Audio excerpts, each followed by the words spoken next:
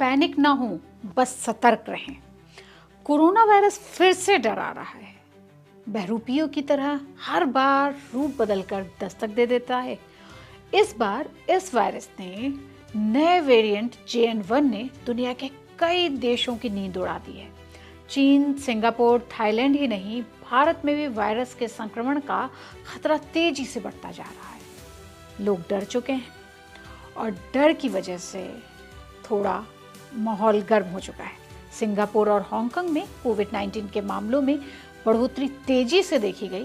भारत के लोग भी फिर से घबराए हुए हैं। कोरोना का नाम सुनते ही हर किसी के जहन में फिर से साल 2020-21 के वो खौफनाक यादें ताज़ा हो उठी हैं, जिनको सोचने मात्र से ही रूह कांप रही है। एक बार फिर से केरल, तमिलनाडु, महाराष्ट्र में कोरोना मरीज तेजी से बढ़ने लगे हैं। मुंबई में 2 मरीजों की, कोरोना पॉजिटिव मरीजों की मौत हो गई है। शहर में सतर्कता बढ़ा दी गई है। स्वास्थ्य विभाग अलर्ट मोड पे है। सवाल ये है कि कोरोना का नया वेरिएंट कितना खतरनाक है। इसके लिए हमने बात की डॉक्टर GC खिलनानी से, जो PSRI institute of pulmonary critical care and sleep medicine के चेयरपर्सन हैं। वो कहते हैं, कोविड का खौफ अभी तक हमारे मन में है, क्योंकि इतनी सारी जानें गई, ऑक्सीजन की कमी, सब कुछ अभी ताज़ा है। तो इसलिए जब भी कोई कोविड वायरस के आउटब्रेक की खबर आती है तो हमारे मन में जो डर है वो बिल्कुल गहराई तक चला जाता है। अभी जो न्यूज़ आ रही है कि JN.1 वायरस सिंगापुर में, हांगकांग में तेजी से बढ़ रहा है और भारत में भी केसेस उसकी रिपोर्ट हुए हैं। तो मैं आपको बताना चाहूँगा कि ये JN.1 वायरस क्या है।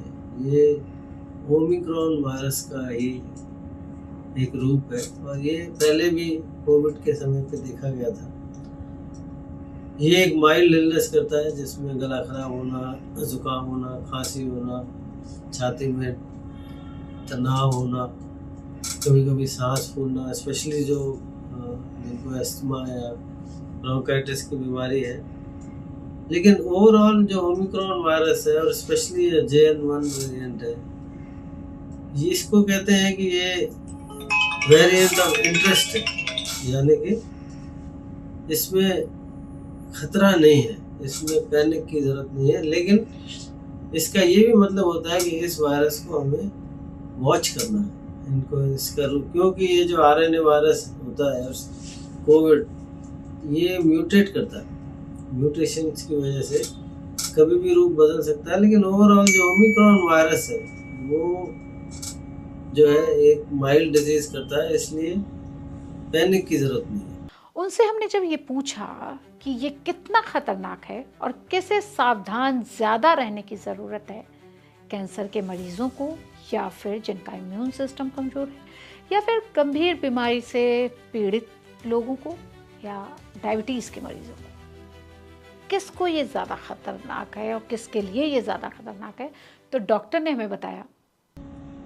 लेकिन जितने भी वायरस की बीमारियां होती हैं, चाहे वो इन्फ्लुएंजा हो, चाहे वो कोविड हो या और तरह के भी वायरसेस होते हैं, HMPV वायरस बीच में आया था, ये उन लोगों को ज़्यादा अफेक्ट करता है जो कि ससेप्टेबल होते हैं, यानी कि जिनकी इम्यूनिटी कम होती है या कैंसर की दवाई चल रही होती है या हाई डोज कॉर्टिकोस्टेरॉइड्स पे होते हैं या एल्डरली होते हैं, एल्डरली जिनकी अपनी इम्यूनिटी कम होती है, तो उनको ये ज़्यादा असर करता है। उसमें ये एक गंभीर रूप भी ले सकता है और ये सीरियस बीमारी का रूप भी ले सकता है। क्या हमें बूस्टर डोज भी लगवाने की ज़रूरत पड़ेगी? तो खिलनानी कहते हैं, रिगार्डिंग वैक्सीनेशन, कोविड वैक्सीन जो होता है वो कोविड को से इन्फेक्शन ना बचाए, लेकिन उसकी सीवियरिटी को कम करता है। लेकिन अभी तक कोई ऐसी रिकमेंडेशन नहीं है कि कोविड का बूस्टर डोज अभी लगाना चाहिए। लेकिन हो सकता है कि भविष्य में ऐसी कोई रिकमेंडेशन आए, अगर ये वायरस अगर बढ़ता है तो।